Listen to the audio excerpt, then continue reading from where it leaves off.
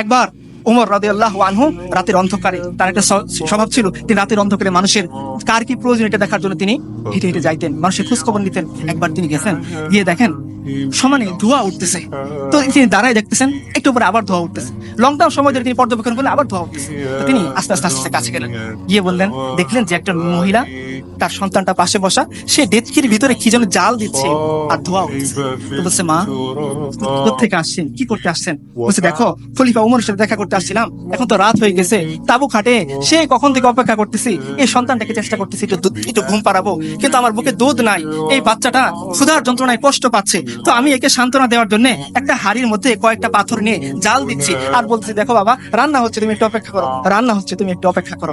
এই দৃশ্য দেখে আমিরুল মুমিনিন ওমর রাদিয়াল্লাহু আনহু বাচ্চা শিশুর মতো কাঁদতেছেন, দ্রুত আসছেন বাইতুল মাল থেকে, নিজে আটার বস্তা নিয়ে গেছেন। তার গোলাম বলতেছিল, হে আমিরুল মুমিনিন, আপনি তো আমাদের সবার আমির, আপনি আমার আকা, আমার মনিব, আমি আপনার গোলাম, বস্তা না আমার পিঠে দিবেন, আমি না আপনাকে নিয়ে যাব। ওমর বলতেছেন, হে আমার গোলাম, যে বোঝা আল্লাহ আমাকে দিচ্ছেন সেই বোঝা কিয়ামতের দিন তুমি বইবা, বস্তা আমার কাঁধে তুলো। ওমর রাদিয়াল্লাহু আনহু খলিফাতুল মুসলিমিন রাদিয়াল্লাহু আনহু, তিনি ওটের ও আটার বস্তা পিঠে নিছেন, একটু তেল একটু ঘি হাতে নিছেন, কয়েক মাইল হেঁটে ওই নারীর কাছে গেছেন, গিয়ে তিনি নিজ হাতে আমিরুল মুমিনিন ওমর ওই যে পাথরে দিয়ে গরম করা যে পানি, সেই পাথর সরিয়ে ওইখানে তিনি আটা দিয়েছেন, আটা গুলছেন, নিজে রুটি বানাইছেন। এরপর বুড়িয়াকে বলছেন, মা তুমি শেখো। এই উমর খলিফাতুল মুসলিমিন রাদিয়াল্লাহু আনহু তিনি চলে গেছেন ওই বাচ্চার কাছে, গিয়ে যে উমরকে দেখলে শয়তান রাস্তা ছেড়ে দেয়, এই উমর বাচ্চা, আমরা যেভাবে ঘোরাঘুরা খেলি পিচ্ছির সাথে, এই খলিফাতুল মুসলিমিন ওমর রাদিয়াল্লাহু আনহু বাচ্চা শিশুর সাথে তিনি ঘোরাঘুরা খেলতেছিলেন। বলতেছিল,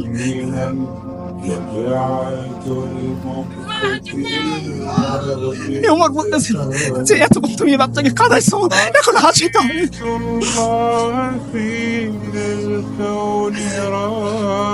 আমি আমার কোন নেতার কথা বলতেছি না যারা মানুষের ভোট ঠেকাতে করে নেতা হয়, আমি আমার নেতার কথা বলতেছি যিনি আল্লাহর কাছ থেকে সার্টিফিকেট পাইছি।